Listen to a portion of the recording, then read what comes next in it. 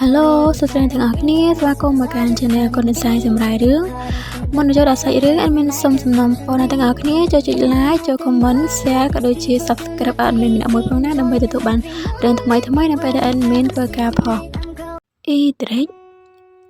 មេលីតើអូនមកធ្វើអ្វីនៅទីនេះហាខ្ញុំគ្រាន់តែចេញមកយកខ្យល់អាកាសខាងក្រៅបន្តិចប៉ុណ្ណោះព្រោះខានចេញមកខាងក្រៅយូរហើយចុះអ្នកប្រុសមកធ្វើអ្វីនៅទីនេះដែរដោយសារគម្រោងអភិវឌ្ឍឡើងវិញសម្រាប់ផ្លាសានេះកំពុងត្រូវបានដំណើរការបងក៏មកមើលបន្តិចទៅ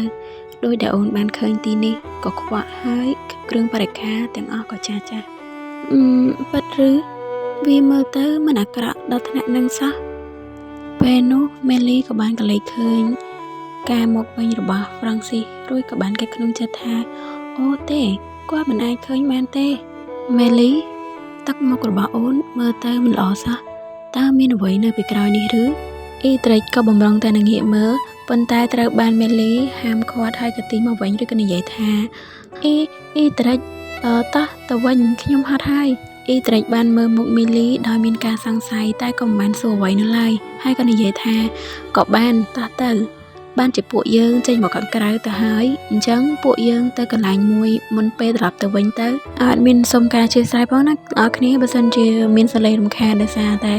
នៅចិត្តផ្ទះអេដមីននឹងមានអ្នកចិត្តខាងគាត់ដាក់បាអញ្ចឹងណាបើសិនមានលឺសលេងរំខានអីសូមអ្នកអរគ្នាអធិស្ឋានអេដមីនផងព្រោះអីបើមិនធ្វើពេលហ្នឹងទេអត់មានពេលធ្វើទេសារអេដមីនក៏រវល់ដែរអញ្ចឹងណានៅពេលនោះហ្វ្រង់ស៊ីក៏បានបដាល់នៅពេលដែលឃើញពួកគេ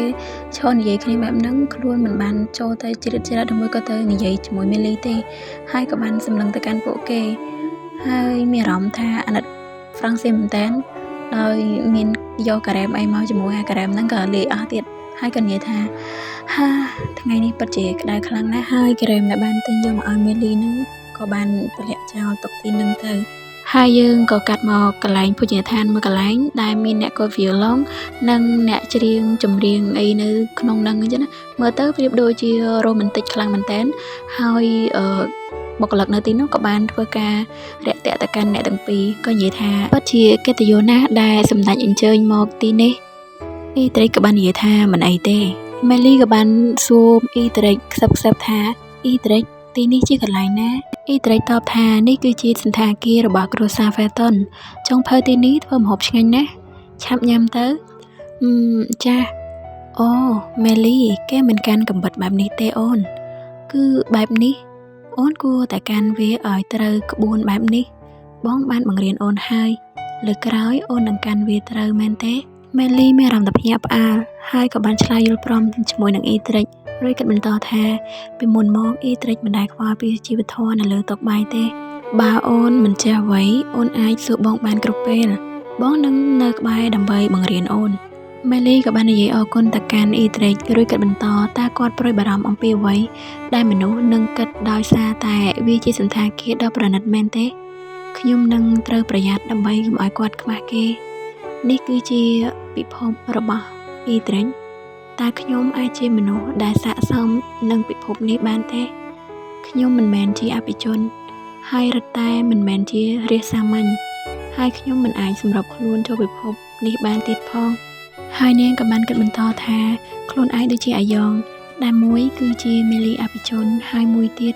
គឺគិតថាខ្លួនឯងនឹងគឺខុសគ្នាទាំងស្រុងពីសម្ដេចអ្នកម៉ែតើខ្ញុំគួរធ្វើបែបណាទៅតើឥឡូវនេះខ្ញុំគួរកំណត់គោលចំហរបស់ខ្ញុំទេទោះបីជាវារៀងយឺតពេលបន្តិចក៏ដោយ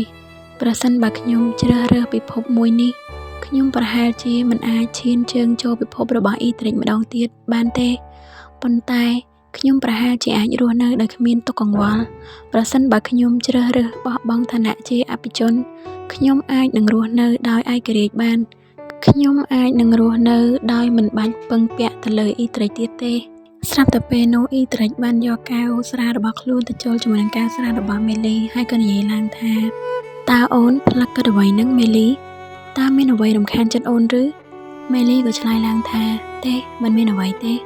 អញ្ចឹងតើនៅឯផ្លាសាអូននៅចាំអ្នកណាគេដែរមេលីក៏បានឆ្លើយចាអូននិយាយថាបងត្រឡប់មកវិញលឿនតើជាអ្នកណាដែលអូនរងចាំខ្ញុំមិនបានតាំងចិត្តចង់លាក់បាំងទេ ខ្ញុំគ្រាន់តែមិនចង់ឲ្យអ្នកប្រុសយល់ច្រឡំអ៊ីត្រិចបាននិយាយអូនអាចស្មោះត្រង់ជាមួយបងបានបងតែងតែជឿជាក់លើអូនជានិច្ចឥឡូវប្រាប់បងមកមេលីបានសម្លឹងមើលអ៊ីត្រិចរួចគិតក្នុងចិត្តថាអ៊ីត្រិចមនុស្សស្រីដែលលោកទុកចិត្តគឺជាមនុស្សកុហកដែលបានលាក់អារម្មណ៍របស់នាងចំពោះលោកតើលោកមានដឹងទេបន្ទាប់មកមេលីក៏ចាប់ផ្ដើមនិយាយខ្ញុំបានជួបជាមួយអ្នកប្រុសហ្វ្រង់ស៊ីស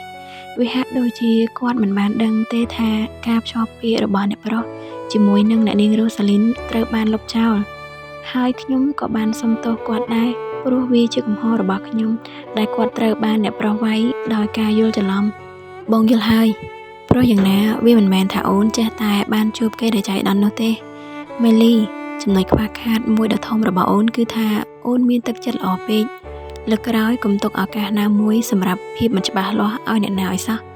វាហាក់ដូចជាគេប្រហែលជាព្យាយាមទាក់ទាញយកប្រយោជន៍ពីអូនពីព្រោះអូនជាមនុស្សដែលនៅចិត្តដិតនឹងបង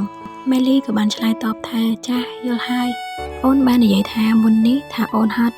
បើអូនមិនឃ្លានទេតើពួកយើងគួរចេញទៅវិញទេរួចមេលីក៏បានឆ្លើយតបថាចាស់ជាកំណត់ល្អណាស់អូនប្រហែលជាហត់នឿយពេកមិនអាចត្រឡប់ទៅផ្ទះវិញបានទេមែនទេ